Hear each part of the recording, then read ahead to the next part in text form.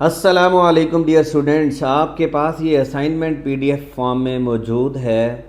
अगर आपने उसको अटैम्प्ट कर लिया है, पहले नंबर पे कंडीशन ये है कि आप उस असाइनमेंट को अटैम्प्ट करें। अगर आप अटैम्प्ट कर चुके हैं तो हम डिस्कशन स्टार्ट कर रहे हैं। अगर आपने अटैम्प्ट नहीं किया तो आप पहले अटैम्प्ट करें, उसके बाद इस डिस्कशन को सुने।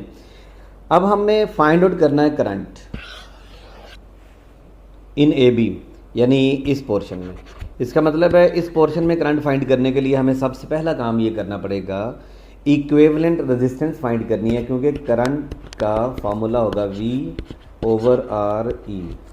V हमें पता है 6 वोल्ट है, आर ई हमने कैलकुलेट करना है। अब हम इस सर्किट को करते हैं सिंपलेस्ट।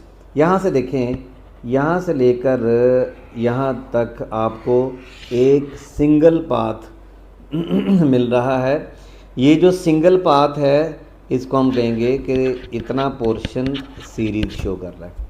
इसका मतलब है 1 + 1 आंसर आया 2, और ये वाली जो 2 है ये उसके साथ पैरेलल में है। इसका मतलब है इस ब्रांच में, यानी ए से लेकर यहाँ तक इस पोर्शन में 2 और फिर पैरेलल में है 2 और 2 का पैरेलल में आंसर आएगा 1। अच्छा चलें, अब हम नीचे वाले पोर्शन में आते हैं। यहाँ पर ज़रा चेक कीजिए, ये एक सिंगल पाथ है तो ये बनता है 2 + 2 4, यानी ये सीरीज़ है। इतना सा पोर्शन, इसका आंसर आया 4, और ये वाला 4 इसके साथ पैरेलल है, मींस 4 इज़ पैरेलल विद 4 और 4 का पैरेलल में आंसर आएगा 2। ऊपर वाले का आंसर 1 था और नीचे वाले का आंसर 2 है, यानी 1 + 2। टोटल रेजिस्टेंस जो यहाँ पर मिल रही है दैट इज़ 3। आर इक्विवेलेंट 3 है, तो इसका मतलब है, यानी ये जो ऊपर वाला पोर्शन जितना भी बना था ये था 1, ये वाले पोर्शन की आंसर की जो रेजिस्टेंस आई थी वो 2 थी। तो अब यहाँ से ये एक पाथ बन रहा है, यानी ये रेजिस्टेंस जब हमने इस पाथ पे चेक करना है, यानी बैटरी को ये एक पाथ मिल रहा है, ये दोनों रेजिस्टेंसेस सीरीज़ में हैं, यानी 2 और +1 3 हो गया। So net answer is 2। Next question number 2, हमने फाइंड आउट करना है current in the adjoining circuit will be. अब करंट फाइंड आउट करना है। करंट फाइंड आउट करने के लिए हम पहले नंबर पे वही काम करेंगे, equivalent resistance. So I = V over R E. Voltage 2 है, आर ई। अब हम जानते हैं कि इक्विलैटरल ट्रायंगल है, इसका फॉर्मूला होता है R E = 2R over 3। 2R over 3 यानी 2 × 30 ओवर 3, यानी ये बना 60 ओवर 3। यहाँ पे हम लिखेंगे 60 ओवर 3, ये 3 ऊपर मल्टीप्लाई होगा, अगर 6 over 60 that is 1/10। Question number 3, a wire has a resistance of 12 ohm. Okay, resistance 12 ohm है। तो सवाल ये है कि पहले पेन को सिलेक्ट करना था, चलें कर लिया है। A wire has resistance 12 ohm, it is bent in the form of a circle. ये एक सर्कल बना दिया गया, ठीक हो गया। The effective resistance between the 2 points on any diameter. Suppose एक पॉइंट हमने ये ले लिया, दूसरा पॉइंट हमने ये ले लिया। याद रखिए जो पॉइंट लिया जाता है, एक्चुअली यहाँ कोई बैटरी लगानी होती है, कोई सोर्स लगाना होता है। अगर मैं यहाँ पॉइंट ले लेता हूँ, कोई बैटरी लगा दी मैंने, तो आप देखें कि अगर यहाँ से करंट पास करेगा तो करंट को इस जगह पे जाके 2 रास्ते मिलेंगे, एक ये वाला पाथ और एक ये वाला पाथ। इट मीन्स कि ये वाला पाथ और ये वाला पाथ जो हाफ पाथ हो गए हैं। टोटल रेजिस्टेंस अगर 12 थी तो इसकी 6 ओहम है और इसकी भी 6 ओहम, हाफ हो गया ना, इसलिए। अब ये 2 पाथ हैं, ये वाला 6 और ये वाला 6 आपस में है पैरेलल। सो इन दोनों का जो आंसर आया वो है 3। Answer is beta. Next question number 5, the equivalent resistance in the given diagram is. अब इसमें इक्विवेलेंट रेजिस्टेंस फाइंड आउट करने के लिए चेक करते हैं हम क्या करेंगे। यहाँ से चेक करें, ये जो 16 है और ये 16 है, दोनों पैरेलल हैं। 16 का आंसर आ गया 8। अब ये वाला 8 और ये वाला 8 जो है, यानी ये 8 और वो ऊपर वाला 8, ये दोनों हैं पैरेलल में, तो इन दोनों का पैरेलल में आंसर आ गया फिर 4। 8 और 8 का आंसर आ गया 4। इट मीन्स ये वाली 4 और ये वाला 20 सीरीज़ में है 4 के साथ। सो 20 + 4 = 24। ये 24 आंसर आ गया। अब इनको ज़रा देखते हैं, ये हैं दोनों पैरेलल। जब दो रजिस्टर्स पैरेलल हों 9 इंटू 18, 9 प्लस 18, नीचे आ गया 27 और ये आंसर आएगा 6। ठीक है, 27 आ गया, चेक कर लीजिए 6 आएगा। अच्छा, ये वाला 6 जो इन दोनों का आंसर आया और ये वाला 6 दोनों आ गए सीरीज़ में। So answer is 12। अब इधर आ गया 12, यानी इस पूरे पोर्शन का 12 और ऊपर वाले पोर्शन का है 24। तो 24 into 12 over 24 plus 12 because they are in parallel. तो आप जब इसको सॉल्व करेंगे तो आंसर आ जाएगा 8। क्वेश्चन नंबर 6 नंबर क्वेश्चन में ज़रा चेक कीजिए कि सवाल पढ़ें गौर से। यहाँ पर 3 बल्ब लगे हुए हैं। एमीटर ए रीड 0.5 है। Bulb L1 and L2 are brightly lit, यानी ये और ये कोई ना कोई ब्राइटनेस दे रहे हैं, जबकि L3 जो है ये डिम है, या brightness is not lit, sorry, ये कोई ब्राइटनेस नहीं दे रहा, नॉट लिट। अब इससे क्या मतलब है, इसकी पावर बहुत ज़्यादा है। ये जो करंट मिल रहा है ना 0.5 एम्पेयर, ये इतना स्मॉल करंट है कि ये इतनी हाई पावर को लिट नहीं करवा सकता, ब्राइटनेस ये नहीं दे सकता हमें, क्योंकि इसकी ज़रूरत है सपोज 6 एम्पेयर की, 2 एम्पेयर की, तो 0.5 एम्पेयर इसके लिए काफ़ी नहीं है। इट मीन्स कि इसकी है पावर हाई। तो आप तो जानते हैं कि पावर रेटिंग का फार्मूला होता है V²/R। अगर ये हाई पावर है तो इसकी रेजिस्टेंस बहुत कम है। सो resistance of L3 is much lower. अब आपके दिन में एक सवाल आ रहा होगा कि एमीटर इज़ फॉल्टी। अगर एमीटर फॉल्टी है तो 0.5 एम्पेयर करंट कैसे मिल गया हमें। और दूसरा है filament of L3 is broken. ये तीनों आपस में सीरीज़ में लगे हैं, याद रखें। सीरीज़ में जब कनेक्टेड हों तो कोई एक भी फिलामेंट ब्रेक करेगा तो बाकी लिट नहीं करेंगे, बाकी लाइट नहीं देंगे। क्वेश्चन नंबर 7 में जो आपके पास आंसर की है उसमें शायद कोई और आंसर है। बहरहाल हमें ये ए पॉइंट है और बी पॉइंट है, इनके across net equivalent resistance find out करनी है। So these are in series, 6 + 3 is 9। और क्योंकि इधर से आप यूँ आएँ तो ये भी एक सिंगल पाथ है, इधर से आएँ इस तरफ तो ये भी एक सिंगल पाथ है। इसका आंसर आएगा 4 और +2 6। ये सीरीज़ में है, यानी ये भी सीरीज़ में और ये भी सीरीज़ में है।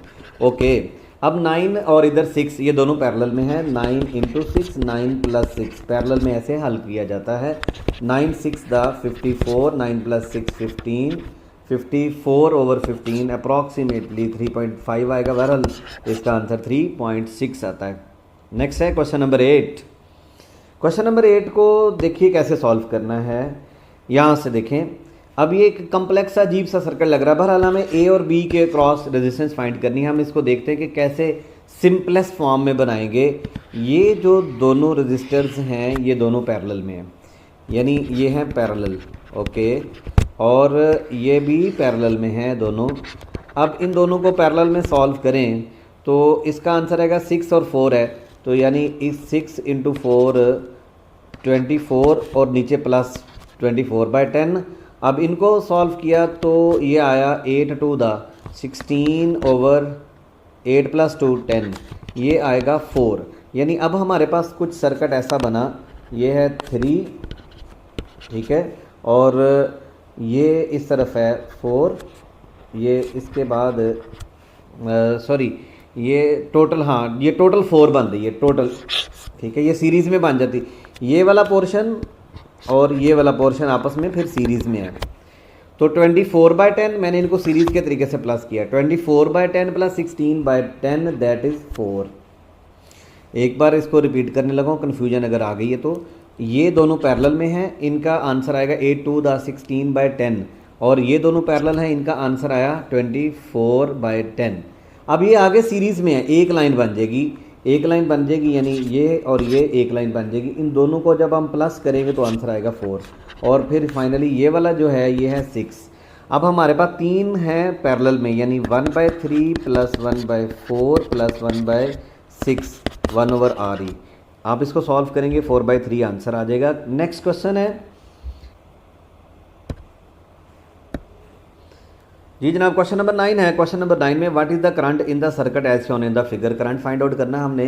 करंट फाइंड करने से पहले हमें इक्विवेलेंट रेजिस्टेंस फाइंड करनी पड़ेगी। तो ज़रा देखें कि यहाँ से अगर हम स्टार्ट करें तो ये एक सिंगल पाथ बन रहा है, यहाँ तक ये एक सिंगल पाथ है। तो ये है सीरीज़ में तीनों, 2 + 2 + 2 ये आएगी 6 ओहम, और ये जो उसके साथ पैरेलल में आ रही है, ये पैरेलल में है, ये 2 है, यानी 6 और जो ये फाइनल बच रही है ये पैरेलल में है, यानी ये इस तरह से सर्किट बनेगा और इस तरफ आ गई 6 और ये है 2। अब हम इसको पैरेलल में सॉल्व करते हैं तो 6 × 2 6 + 2 6 2 12/8 ये है equivalent resistance.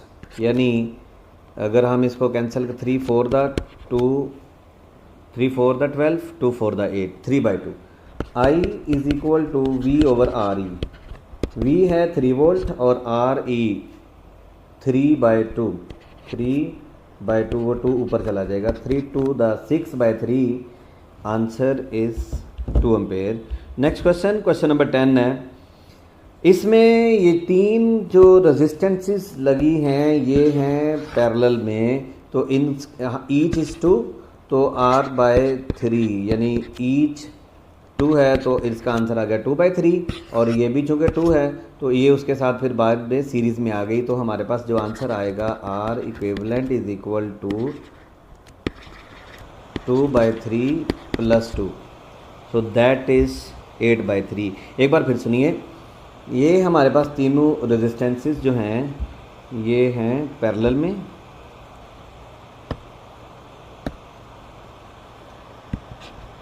One two three these are connected in parallel, तो इन तीनों का आंसर आएगा 2/3। और फिर ये जो एक रेजिस्टेंस रह गई है यानी इस तरह से बनेगा 2/3 और ये है 2, answer is beta. Next question, question number 11 को सॉल्व करते हैं। Equivalent resistance between A and B in the diagram, A और बी के दरमियान। अब ये जरा चेक करेंगे, सीरीज़ में, ये सीरीज़ में है, 3 + 3 6 और ये भी 6 है। अब ये आपस में पैरेलल में है, ठीक है, पैरेलल में है, तो 6 और 6 का आंसर क्या आ गया, नेट आंसर जो यहाँ पर बचेगा वो होगा 3। ओके, अब क्वेश्चन ये है ए एंड बी, यानी यहाँ पर आपने फाइंड आउट करना है। अब ज़रा चेक करें, 3 3 3 ये तीनों सीरीज़ में है तो ये आ गया 9, और ये दोनों सीरीज़ में है 6, 9 × 6 9 + 6, यानी अब इनको पैरेलल में सॉल्व करना है। ऊपर वाली ब्रांच का यानी यहाँ से ऊपर हमारा जो आंसर आ रहा था वो है 9, और जो नीचे आंसर आ रहा है that is 6। 9 × 6 9 + 6 9 6 54/15, answer is 3.6। Next question, question number 12।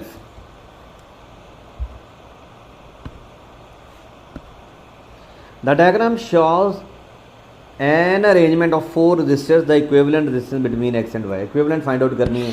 10 + 6 16, 6 + 10 16, 16 16 का आंसर पैरेलल में, अब ये पैरेलल में है तो 16 16 का आंसर पैरेलल में सॉल्व कीजिए, your answer will be 4। Question number 13, total resistance between A and B. अब ये चेक कीजिए, ये जो 3 रेजिस्टेंसेस लगी हैं